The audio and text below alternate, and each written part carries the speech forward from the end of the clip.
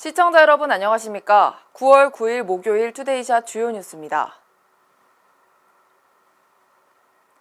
경기도 산하 공공기관 이전으로 발생하는 수원시 내 유휴 부지의 IT 재생에너지와 같은 고부가 가치 전략 산업을 육성하는 등 경기도와 수원시가 공공기관 이전 부지의 발전적 활용을 위해 손을 잡았습니다.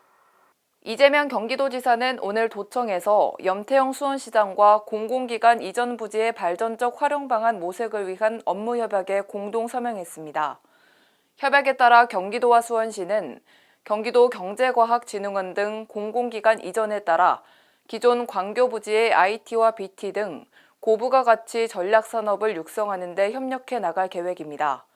또 경기연구원 등의 이전에 따라 발생하는 파장동 부지에는 재생에너지와 업사이클 전문기업 및 예비 창업자 등을 유치할 방침입니다. 고양시가 오늘 코로나19로 운영난을 겪고 있는 8천여 곳 업소에 총 80억 원의 규모의 특별 후업 지원금을 지급하겠다고 밝혔습니다. 대상은 정부나 시에서 지원을 받지 못했지만 경제적으로 큰 타격을 입은 여행업, 화훼농가, 어린이집 등 10개 업종입니다. 이재준 고양시장은 꼭 영업 제한 명령을 받지 않았더라도 영업 제한에 준하는 타격을 입은 업종이 있을 것으로 판단하고 8월부터 업종별로 6차례의 간담회를 열어 고충을 들어왔다고 지급 배경을 설명했습니다.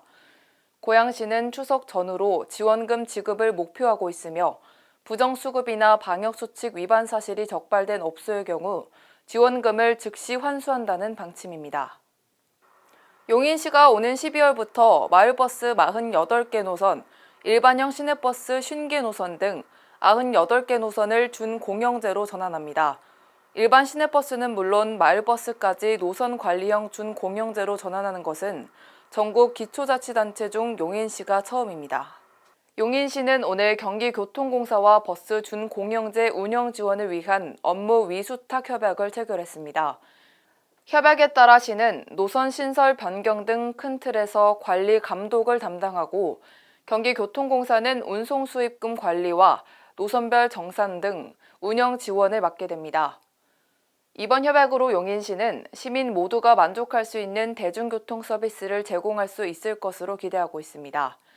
한편 기존 버스 운영 방식인 민영대는 업체의 운송 수지와 경영 상황에 따라 노선과 배차 간격이 결정돼 교통이 취약한 지역에 거주하는 시민들이 불편을 겪어왔습니다.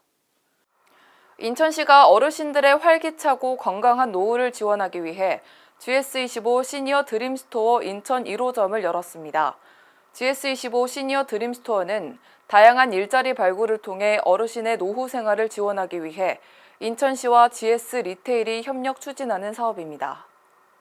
인천시와 센터는 지난 8월 노인 일자리 참여자 모집 공고를 통해 14명의 어르신을 선발해 23일간의 현장 직무 교육을 마치고 오늘부터 업무에 참여시켰습니다. 센터 수입금 전액은 참여 어르신 인건비와 사업 운영비로 쓰일 예정입니다. 경기도 특별사법경찰단은 지난달 25일부터 31일까지 도내 5개 지역에 있는 제주산 돼지고기 판매업소 30곳을 수사해 원산지 표시법을 위반한 업체 7곳을 적발했다고 밝혔습니다. 의왕시에 있는 한 식당은 국내의 다른 시도에서 생산된 돼지고기를 넣은 김치찌개를 팔면서 메뉴판에 제주산으로 거짓 표시를 해오다가 적발됐습니다. 군포시의 한 업소는 원산지 표시판에는 캐나다산 돼지갈비와 제주 외 국내산 삼겹살로 적어놓고 식탁 메뉴판에는 모두 제주 흑돼지로 표시해 손님들이 원산지를 혼동할 수 있게 표시했습니다. 특사경 관계자는 원산지 지역명 표시는 의무사항이 아니지만 제주산이 아닌 고기를 제주산으로 표시하는 행위는 불법행위라며 앞으로 경기도 전체 지역으로 수사를 강화해 축산물 유통 질서를 확립하겠다고 말했습니다. 오늘은 9월 9일입니다. 보통 구구데이 하면 치킨이 떠오르실 텐데요. 아이스크림을 좋아하는 제겐 구구콘이 먼저 떠올랐습니다. 과거에는 겨울에만 얼음을 구할 수 있어서 아이스크림은 온전히 귀족과 왕족의 전유물이었다고 합니다.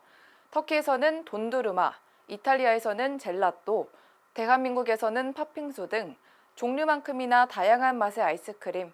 오늘 달콤하고 차가운 아이스크림 어떨까요? 뉴스 마칩니다. 고맙습니다.